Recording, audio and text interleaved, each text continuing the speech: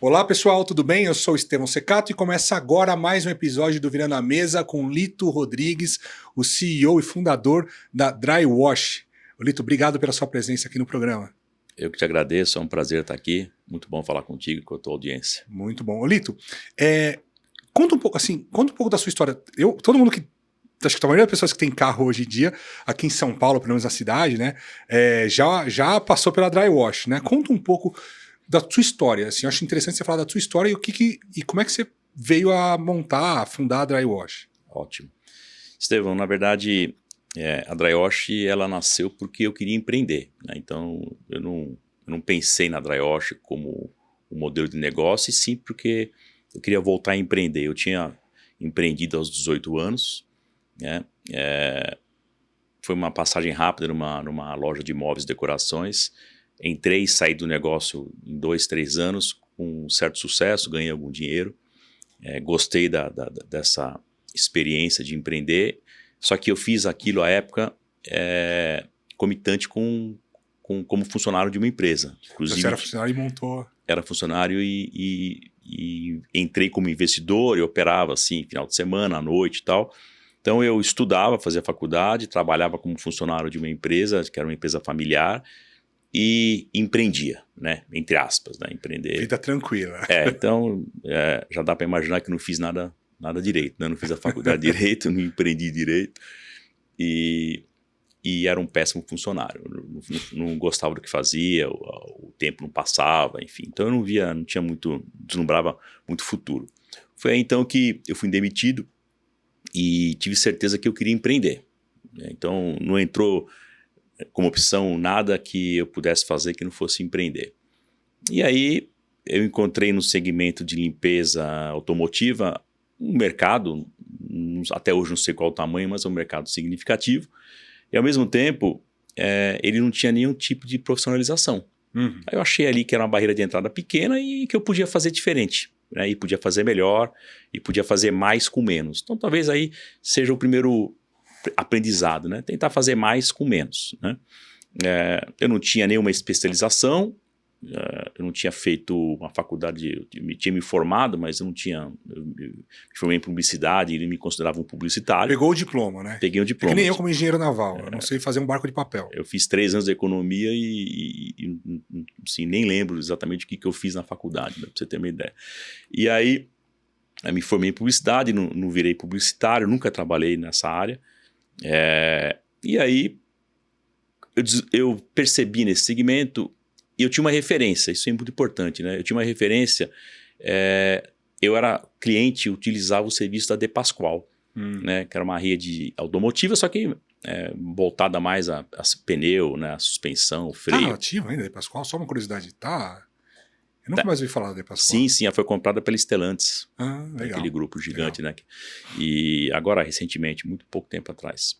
Inclusive o fundador lá continua ainda no negócio, mas enfim, eu admirava o modelo de prestação de serviço e principalmente aquilo que a gente conhece hoje por partnership. Mas eu já percebi ali que quem me atendia no balcão, os gerentes, eles tinham um quê de dono, né? Eles eram funcionários, mas eles tinham. Aquilo me chamou a atenção e eu tinha aquilo como referência. Falei, eu quero fazer isso igual na parte de limpeza, aí depois veio estética, aí depois surgiu o reparo rápido e agora mais recentemente películas, né? É um mercado em expansão, películas de antivandalismo, película de proteção solar, película de proteção de pintura. É um mercado que cresce bastante. Então, a gente acabou consolidando esse negócio nesse segmento que vai da limpeza, que é algo mais recorrente, que o cliente faz mais recorrentemente, a serviços mais esporádicos, como funilaria e pintura, aqueles pequenos acidentes, aquele que você precisa fazer o reparo da pintura, o desamassado, né, e a própria repintura. Então, eu só tinha certeza que eu queria empreender. E eu entendo que empreender é um vício. É um vício, como outro qualquer. Quando você encontra um propósito, aí ele passa a ser um vício próspero, né? Ele passa a ser um vício do bem, né? Se assim posso dizer, né? Então, eu sou viciado em empreender, e aí da Drywash, tudo aquilo que eu pude fazer com ela, no ponto de vista de recursos financeiros e de pessoas, né? Eu fui encontrando pessoas boas no caminho, errei muito, encontrei um monte de gente ruim no sentido de mal profissional e pessoa ruim. De né? mau profissional, mau caráter, Mau né? A caráter. gente encontra bastante. Bastante, né? Esse é um desafio grande, né, do empreendedor. E aí, nisso eu sempre utilizei aquilo que eu conseguia de recursos para criar novos negócios. Então, da Drywash, a gente criou um centro de serviço compartilhado para atender a rede. Eu entendia que o franqueado precisava focar o tempo dele em atender o cliente e atender bem aquele funcionário dele, aquele colaborador da franquia dele. A gente optou por franquia para poder crescer mais rápido. Como é que foi? Você começou com uma loja, já era Drywash? Era um outro nome? Como é que foi essa criação? Eu comecei com um Lava Rápido. Tá. Né? Então a minha referência, como eu falei, era o De Pascoal, e eu montei uma loja parecida com um McDonald's. Ou seja, tinha um barman, tinha bar, tinha bebida alcoólica, tinha de tudo. E tinha uma área muito bacana para o cliente ficar confortável ali, sofá, mesas e tal. Então, eu criei, e pensando naquele primeiro momento, em fazer algo que fosse profissionalizado. E por incrível que pareça, Estevão, o primeiro movimento que eu fiz foi, primeiro, registrar os funcionários, no segmento que não fazia ninguém. Pagar os impostos. Isso gerou um custo maior. Então, a referência à época, isso é muito claro para mim, o Lava Rápido mais caro de São Paulo, ficava muito próximo a mim ali na Avenida Santa Amaro. Eu comecei na Zona Sul de São Paulo, cobrava R$12. E eu comecei a lavar carro por 30. Só porque eu fiz uma conta simples, né? Para a conta fechar, para eu conseguir treinar colaborador, para eu conseguir dar uniforme para eles, para que a pessoa não trabalhasse com a roupa dela, para que essa pessoa pudesse ser registrada, receber não só treinamento, mas com benefícios e uma perspectiva de crescimento. Eu precisava investir. Para investir, eu precisava cobrar, tá certo?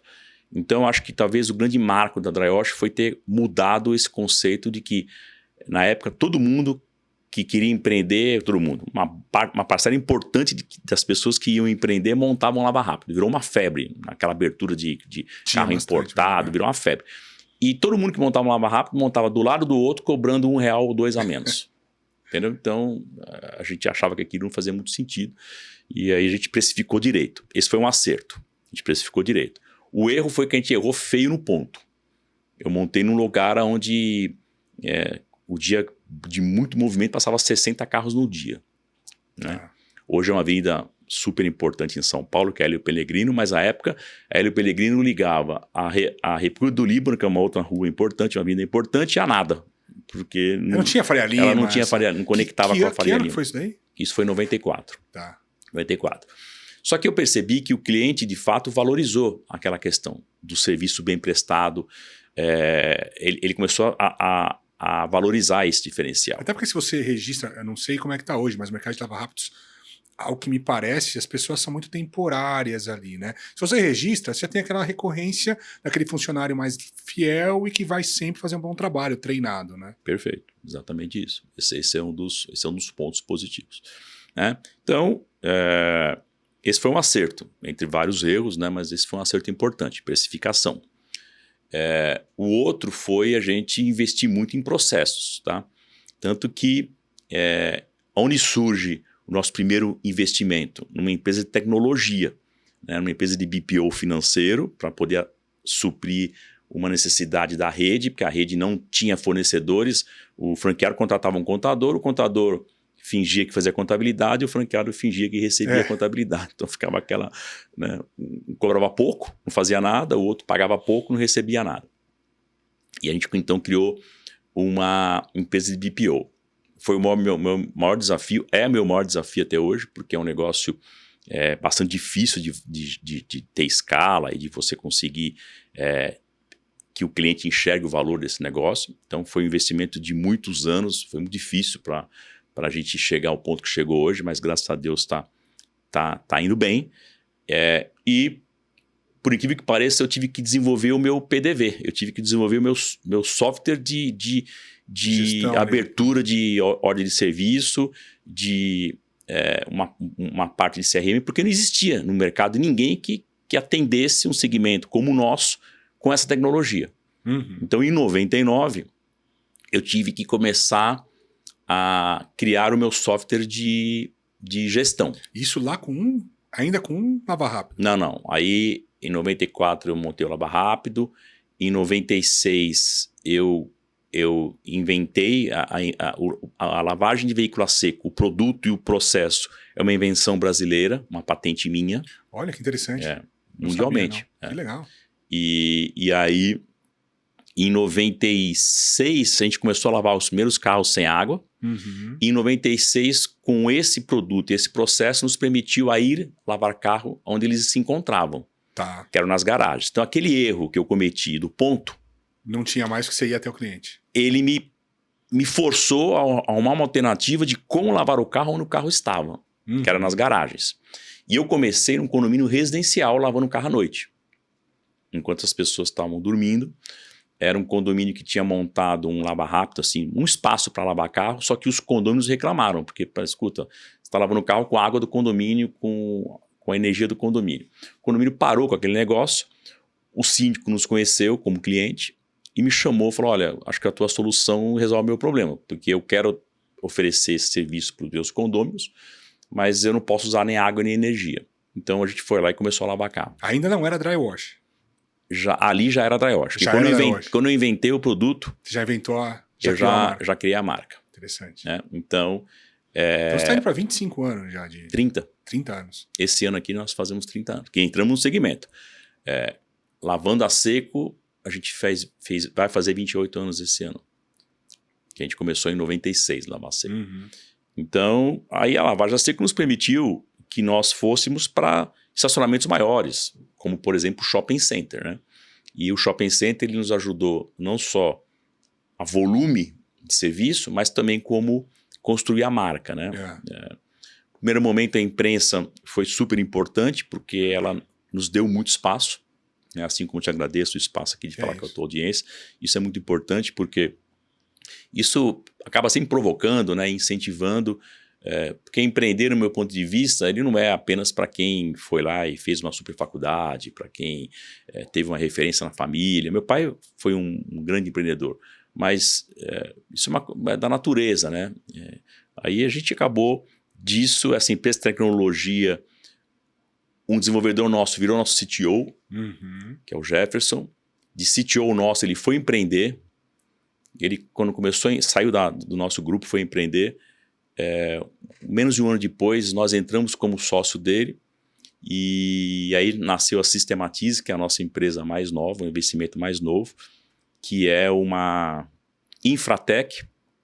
Infratech.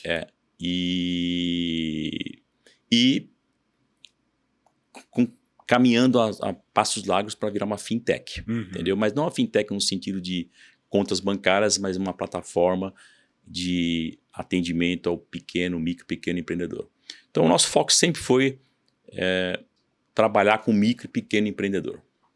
Dar oportunidade para que o micro e uma pessoa com menos oportunidade possa empreender. Que é um grande volume de empreendedores no Brasil, né? A grande maioria das empresas brasileiras são pequenas e médias. Sem dúvida. Micro e pequenas empresas, né? Eu acho que é isso que move o Brasil também, viu? Uma força motriz do Brasil são essas pessoas que empreendem e não têm suporte, não têm financiamento, não têm acesso a crédito, não têm acesso à tecnologia. Muitas vezes não tem acesso a um contador decente, né? Porque contador pilantra, picareta, você acha na toda esquina, né? E aí depois você vai ver o passivo que você criou, né? Você vai ver o imposto que você não recolheu, você vai ver tua conta bloqueada pelo fisco porque você não fez corretamente, passivo trabalhista. Então, encontrar pessoas que prestem serviços no preço adequado para essas pequenos empreendedores é bastante desafiador ainda no Brasil, né? Certeza, temos certeza. E a conta chega, né? Chega. Então, cada vez mais rápido, né? Exatamente, é isso que eu ia falar. O fisco ele é muito eficiente, cada vez mais eficiente. Né? Então, isso eu enxergo como uma oportunidade. Ô, Lito, fala uma coisa. Aí você estava lá, começou a dry wash, atendendo condomínios. Isso era você e sua equipe ali. Não tinha franquia ainda, não tinha nada disso. Era uma empresa normal prestando serviço. Sim, eu comecei a franquia em 98. O meu primeiro contrato de franquia foi assinado em 98. Então, de 96 até 98, eu fazia as operações com funcionários CLT, contratados nossos. E de onde veio a ideia de montar a franquia? De Então, franquear a tecnologia, na verdade, né? foi uma passagem interessante, Estevão. Eu, quando o produto começou a funcionar, eu comecei a fabricar o produto na cozinha da minha casa, literalmente, tá? E eu tenho provas, o Jornal da Globo, aquele Jornal da Globo até hoje, né, que existe, não o Jornal Nacional, aquele mais tarde, ele foi fazer uma entrevista lá, foi na minha casa, filmou a batedeira, o liquidificador. Olha então eu comecei literalmente fabricando produto com batedeira e liquidificador. Uma passagem importante aqui, que é legal tua audiência saber, eu não entrei na faculdade de Direito na Universidade de São Paulo, na USP, eu zerei na segunda fase na FUVEST em Química. Caramba. Eu fui muito bem na primeira fase. Confesso que eu colei um pouquinho ali para a área de Química, que eu não entendia nada, e fui muito mal na segunda fase em Química. Tirei 10 em redação, foi excelente. Eu tinha nota para cursar. Então, pra você ter uma ideia, olha como é o destino, né? E aí você inventou depois o produto. Aí você fala, como você inventou o produto? Com 27, 26, 27 anos à época, eu fui conversar com um monte de gente dizendo assim que eu queria lavar um carro sem água, porque eu precisava lavar o carro na garagem das pessoas. E aí muita gente não acreditava e muita gente acreditou. Mas você vê que é muito interessante isso, porque é um processo de desenvolvimento de tecnologia, é um processo de inovação. Né? Que numa demanda, quer dizer, de um erro que você teve de escolher um ponto errado, veio a necessidade de atender o cliente na sua casa, na sua residência, Perfeito. E daí veio a inovação, né, que gerou o produto. Né? Perfeito. E aí, a inovação foi feita de que forma? Muito tentativa, muito erro, muito acerto. Tá certo? Até o dia que eu consegui chegar numa fórmula que eu entendia ideal. Que é um pó? Que é um negócio que você usa? É um líquido. Um líquido. Até hoje, praticamente é a mesma fórmula.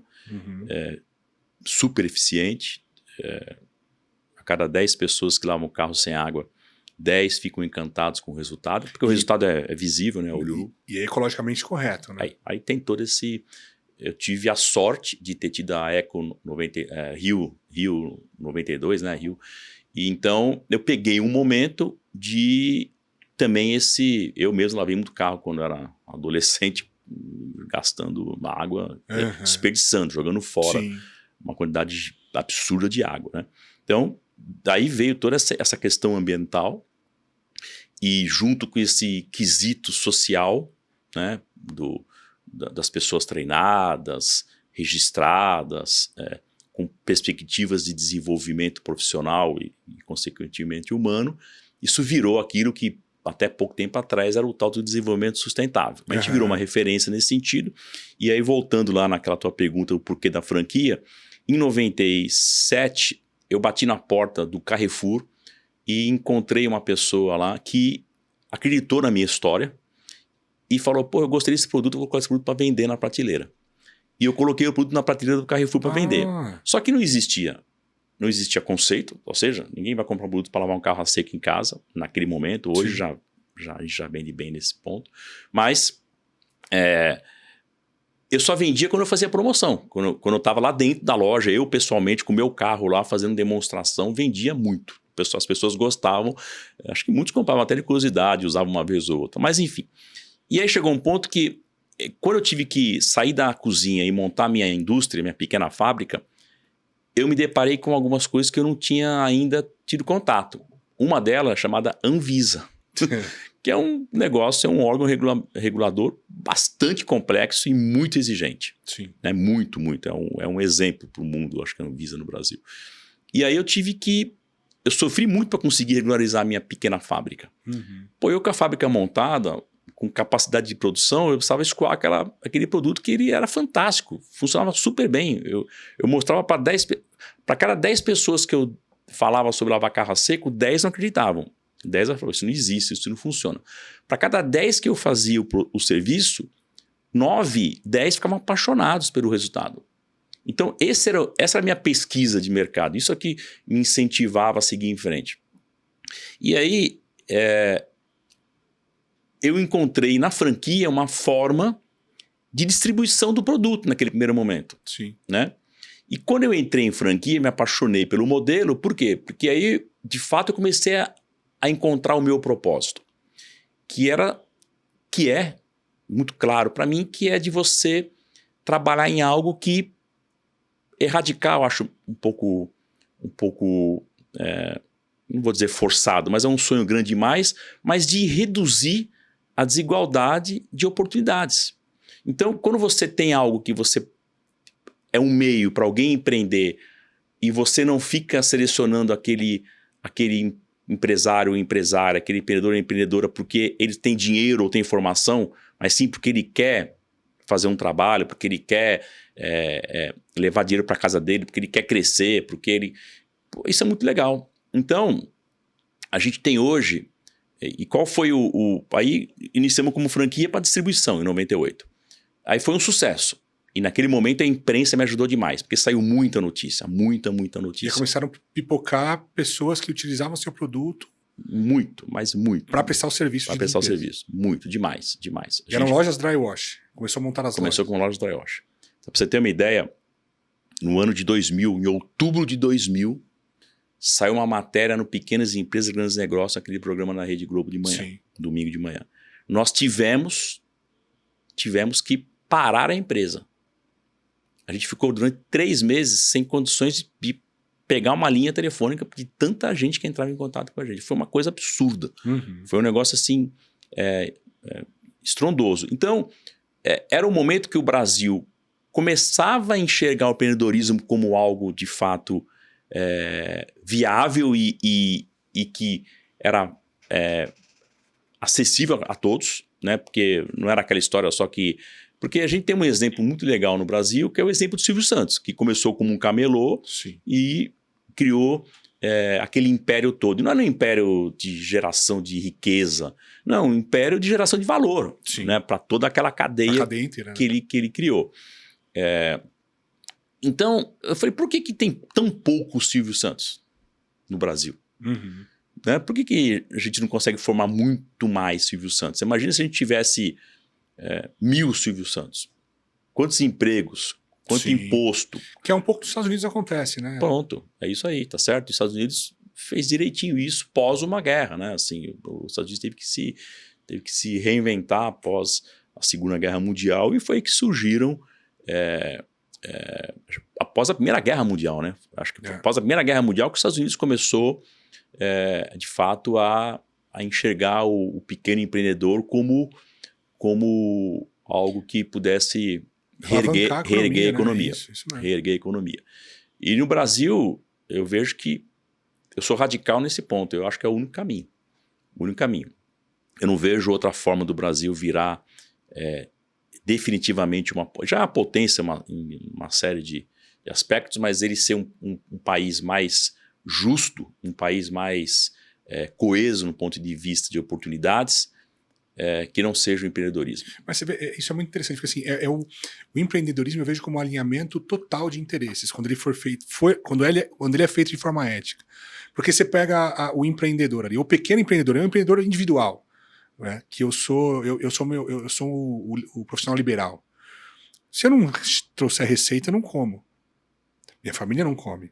Então eu tenho que dar o meu melhor para que eu traga dinheiro para dentro de casa.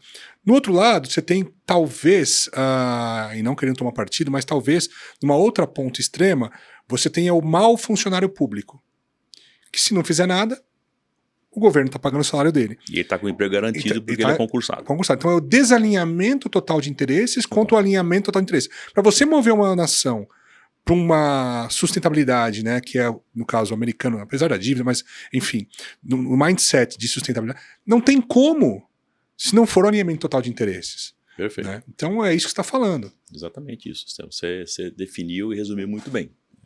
Claramente isso. Essa aí é a minha opinião e eu faço aquilo que eu posso, no sentido de que os nossos negócios são, os nossos investimentos, todos eles são voltados a você dar oportunidade para quem tem pouca oportunidade. Então, a Dry Wash hoje, então lá em 98 começou com franquia, com loja, a gente cresceu no Brasil inteiro, ajudou a construir o conceito, né? É a marca, ok? Com isso, a gente conseguiu ir evoluindo e desenvolvendo os serviços e as ofertas de valor.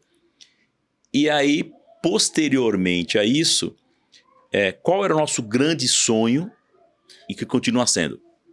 Que empreender seja para todos. Uhum. Todos, sem exceção. Tá?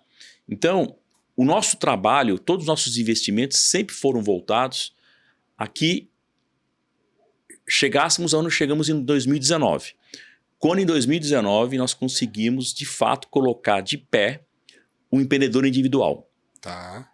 Porque antes eram franqueados. Um franqueado que ele tinha que ter ali vou colocar aqui, grosso modo, 100, 150, 200 mil reais para investir, 300 mil reais, que seja 50, vai 50, 100, 150, nesses múltiplos. Não é pouco dinheiro para o Brasil, um país que não dá crédito, que o crédito é caro, se o cara quebrar aqui, ele não consegue se reerguer, né?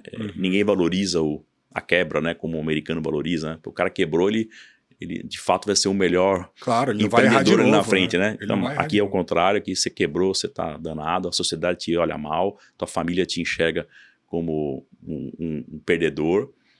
E aí, a gente então precisava entregar uma condição para que alguém pudesse empreender sem dinheiro algum. Sem dinheiro algum. Então, de que jeito? Que tivesse um microcrédito, que esse microcrédito tivesse condições de ser pago por quem tomou, e que você tivesse os investidores, aí de fato quem está olhando para aquilo como investimento, o cara tem a grana, ele quer investir no negócio, mas ele quer olhar para aquilo como investidor e não como operador. Ele quer tomar o risco do investimento, mas não quer operar. Então, o que é a Dryosh hoje?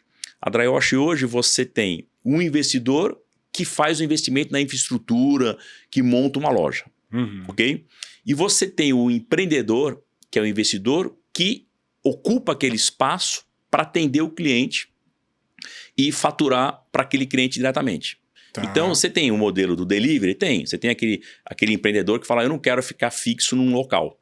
Eu quero que o meu Lava Rápido seja móvel. Eu quero... O Estevão me chama na casa dele, eu vou lá. A Maria me chama na casa dela, eu vou lá. E tem aquele que diz assim, eu não tenho essa aptidão de comercial, de abrir cliente, né? Eu não tenho grana para bater, para fazer comunicação, né? Então, eu não sei gerar lead, ok? Então, ok, eu tenho aqui um investidor que montou uma infraestrutura e tem grana para gerar lead. Ele vai trazer carro para o balcão, tá certo? O balcão vai atender e você vai executar o serviço. Você vira um operador dentro da estrutura de um outro investidor. É isso aí. E esse modelo... São riscos diferentes, né? São skills diferentes também. Skills diferentes. Ou seja, a gente tem no Brasil uma série de pessoas que são... mas um número astronômico de pessoas precisando melhorar a renda, que querem trabalhar, que de fato têm vontade de trabalhar, e não encontraram ainda um caminho, um propósito. A gente sabe, infelizmente, que, no meu ponto de vista, o maior problema do Brasil é a educação, dentre vários, mas a educação. Então, a gente tem uma quantidade gigantesca de analfabetos funcionais. Ok? Só que são pessoas que têm muita capacidade de operação. São bons operadores. Não tem preguiça, quer trabalhar, quer ganhar dinheiro, quer se desenvolver. Então, nós conseguimos transformar um lavador de carro com renda média de R$2.000 mês para empreendedores individuais com renda superior a R$4.000, em alguns casos chegando a 7, 8 e 10 mês.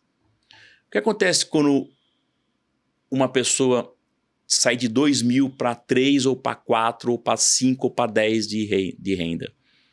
Ele consegue melhorar a sua condição social, mas ele também consegue dar oportunidade para a família dele, ou colocar um filho numa escola melhor, para poder ter um plano de saúde, um complemento, para poder não depender totalmente do SUS. Sim, tem um efeito multiplicador na economia muito grande. Gigante. Esse aí, para mim, Aí eu encontrei meu propósito de vida, efetivamente, e encontrei não só uma oportunidade gigantesca de negócio que me proporcionou, para eu chegar a esse ponto de oferecer para esse empreendedor individual, eu tive que investir no BPO financeiro, na contabilidade digital e na empresa de tecnologia, uma infratech que virou uma fintech. Para dar suporte para essa massa de pessoas. Hoje são quantos? Um ecossistema.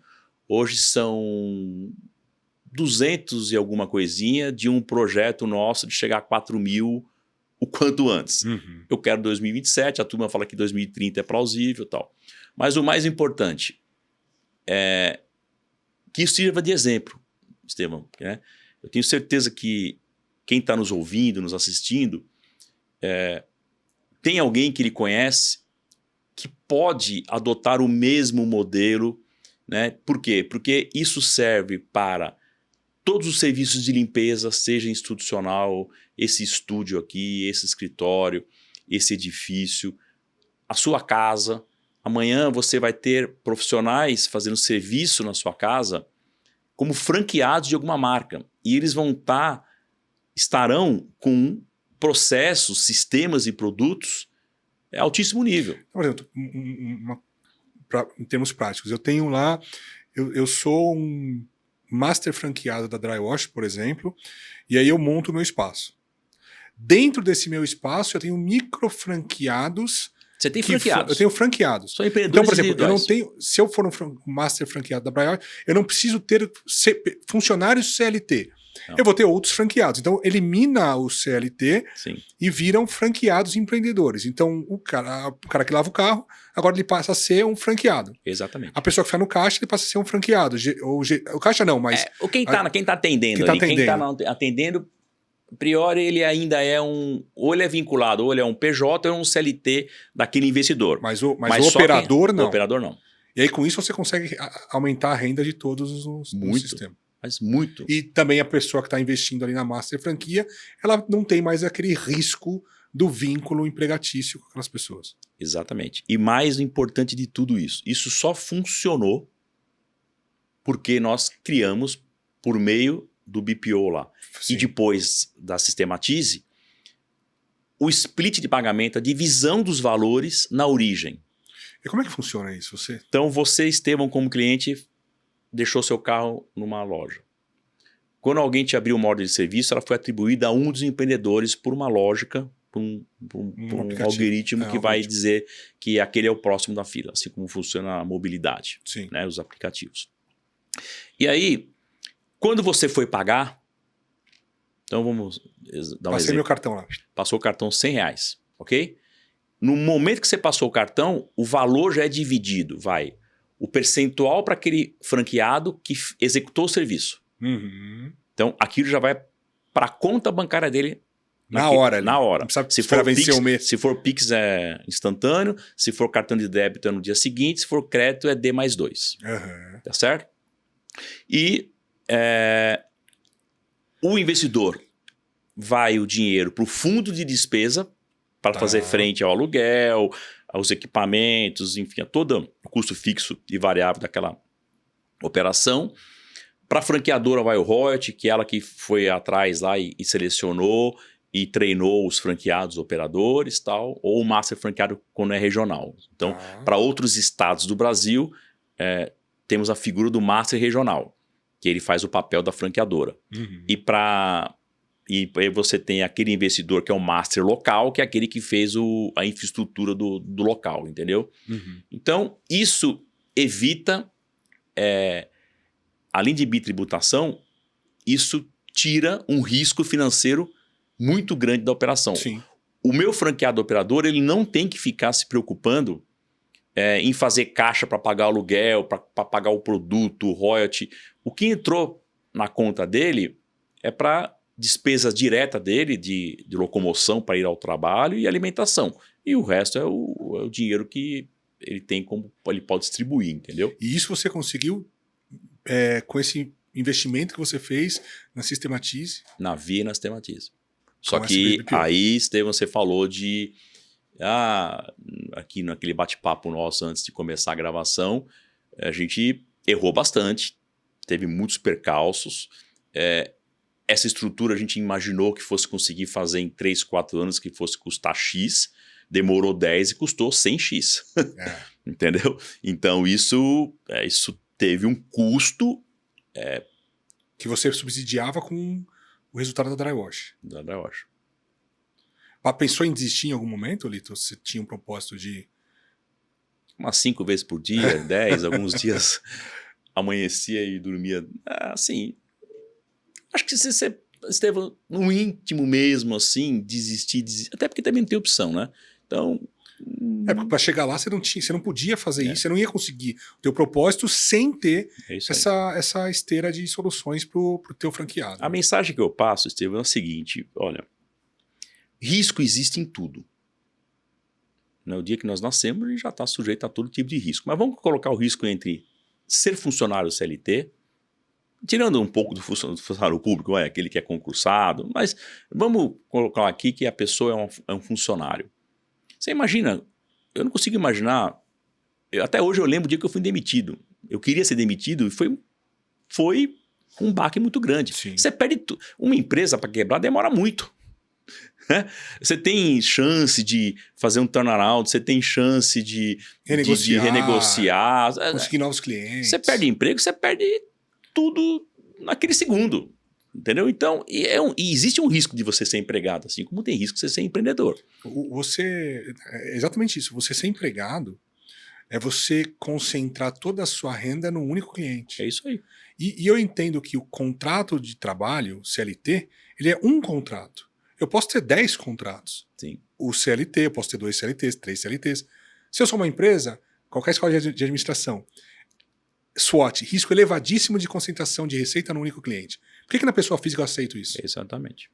Exatamente. Entendeu? Então, já quebra um paradigma. O outro é o seguinte, o que me custou muito caro? O que me custou muito caro foi o seguinte, que inclusive hoje parece muito comum. Quando eu era mais jovem de idade e quando eu era mais jovem de empreendedorismo, eu tinha muita pressa para que as coisas acontecessem. Uhum. Então eu atropelei algumas etapas. Tá? E quando eu comecei a ganhar algum dinheiro, eu comecei a achar que eu tinha encontrado sucesso. E o sucesso não se mede pela conta bancária, ela pode até se medir pelo valuation da tua companhia.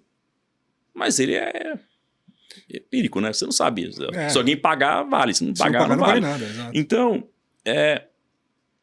para mim, o dia que eu sofri muito. Tive depressão, síndrome do pânico, quebrei na pessoa física. Quebrei, literalmente eu quebrei. Quando eu contei aquele episódio, quebrei como pessoa, não financeiramente. Quebrei como ser humano. Caramba. Eu com 33 anos de idade, eu parecia que eu tinha 60, visualmente. Uhum. Fisicamente, eu estava acabado. Espiritualmente, estava acabado. Eu estava muito mal. E foi o momento que eu mais ganhava dinheiro. Uhum. Né? Então era o momento que eu tinha mais sucesso. Quebrei, mas quebrei feio mesmo. Quebrei muito mal. Quebrei muito feio. Isso, e com dinheiro na conta. Tanto que me incomodava porque a minha assistente lá financeira ficava me cobrando onde ela ia aplicar o dinheiro. Aquilo me enchia o saco. Porque, na verdade, eu gosto de aplicar em negócio. Eu quero fazer novos negócios. Eu quero gerar mais valor, entendeu? E não ficar pensando o que eu vou fazer se o dinheiro vai estar na bolsa, que a bolsa caiu. Essa tragédia que teve esses dias aí, eu fico olhando no noticiário, eu nem ligo, porque não é meu mundo, entendeu? Sim. É mais economia real do que exatamente. virtual. Então, foi nesse sentido que eu entendi que eu andei rápido demais, um sonho grande, mas achando que eu ia fazer aquilo em pouco tempo. Esse é o maior erro. Entendeu? Então eu vejo muitas empresas hoje captando dinheiro, o cara queimando caixa. Meta de crescimento absurda. Aí a pessoa chega naquele objetivo e eu conheço um monte de gente que teve um sucesso, fez a saída, fez o exit, ganhou dinheiro e e agora? Uhum. Então alguns compraram casas, fizeram casa na praia, no campo e chegou um ponto e falou, mas minha vida não tem sentido. Uhum. Entendeu? Quando eu comecei a encontrar que o bacana mesmo é o caminho, que o gostoso mesmo é o que você está desenvolvendo, essa história desse vício do bem que eu chamo, que é o vício de... A minha esposa às vezes me cobra, né? Você disse que você não tem dinheiro para viajar, mas você acabou de investir em mais uma loja, você acabou de montar mais um negócio. É difícil, né? Explicar isso para ela que ele não é empreendedora, entendeu? Quem não é empreendedor não entende, né? É um vício. Você não vai parar nunca, não. É um vício, entendeu? Eu não vou parar nunca. A única coisa que eu acho que talvez o meu vício hoje, ele se equilibrou e ele me faz bem. Para mim fez mal. Como qualquer vício, tá? Sim. Vício no jogo, vício na droga, vício... Tem que ter um equilíbrio, né? Sim. Exatamente. Então eu acho que é um pouco disso que eu encontrei na minha vida e voltada a oferecer, a erradicar as desigualdades e oportunidade. Fantástico, Lito. E para quem está passando por um momento de vida, você passou por vários na sua vida, né? Mas momento de virada de mesa, às vezes as pessoas aqui, um negócio legal no programa, uma mensagem interessante, é justamente essa, assim, você não está sozinho, tem milhares de pessoas passando por dificuldade nesse momento e milhares de empreendedores passando por dificuldade. O mais natural é passar por dificuldade. Sim. Né? Não deveria ser uma surpresa. Eu estou indo mal, estou passando por crise financeira, crise econômica, minha empresa não está dando certo. É natural. O não natural talvez seja dar certo, né? Que é o extraordinário que acontece. Mas se você não consegue passar por esse momento ruim, provavelmente você não vai conseguir seguir na sua trajetória. Perfeito. Né? Então, qual que é a mensagem para quem está passando por isso? A mensagem é a seguinte, Estevão. Eu, quando eu criei um produto, inventei um produto, abri um negócio, né, que foi a franquia, e cresci em número de franquias, não sei o quê. Eu entendia que o meu objetivo era ganhar dinheiro. Tá certo? E eu comecei a viver uma vida de investir em carro importado, apartamento novo, viagens internacionais, tal, não sei o quê. Nada contra. Tudo lindo e maravilhoso. Só que, como eu falei há pouco, eu quebrei fisicamente, não na física, nem na jurídica. Eu quebrei fisicamente, moralmente, espiritualmente. Então, o que eu tive que fazer? Eu tive que reencontrar qual que era o meu propósito. Isso eu fiz. Terapia holística, me encontrei tendo um contato mais próximo à natureza, a hobbies que me faziam bem, né? Então, tá mais próximo dos meus amigos, que eu tinha me afastado. Amigo é aquele amigo que você toma cachaça no boteco, entendeu? Sim. Aquele amigo que você vai viajar e você não tá preocupado com o tipo de hotel. Então, é aquele amigo da raiz, porque eu nasci na Zona Norte de São Paulo. Eu sou um cara nasci uma vida simples, entendeu? Então, você se conectar com essa raiz, você se conectar com a tua essência, com a ajuda de terceiros, no caso terapeutas, terapeuta holística, tudo que envolve a espiritualidade, isso me ajudou muito, tá, a dizer assim, eu quero fazer tudo isso, mas em toda a minha vida, e não um período só da minha vida. Eu não quero fazer isso como eu queria dos 27 aos 35 anos. Eu quero fazer dos 27, se Deus me permitir, até os 100 ou 150, exato, entendeu? Então, que o caminho seja o grande desafio e não o resultado, não o fim, entendeu? Perfeito. Então, acho que isso que me ajudou a hoje conseguir ter mais musculatura, apanho mais, tá certo? Os desafios são maiores, mas estou muito mais tranquilo, muito mais satisfeito com a minha jornada do que quando eu estava só pensando em ganhar dinheiro. Perfeito. Obrigado, Lito. Parabéns pela história aí, viu? Obrigado, parabéns pelo programa. Foi um prazer estar contigo aqui, Estevão. Prazer foi meu, foi nosso aqui. Pessoal, chegamos ao final de mais um episódio. Muito obrigado e até a próxima.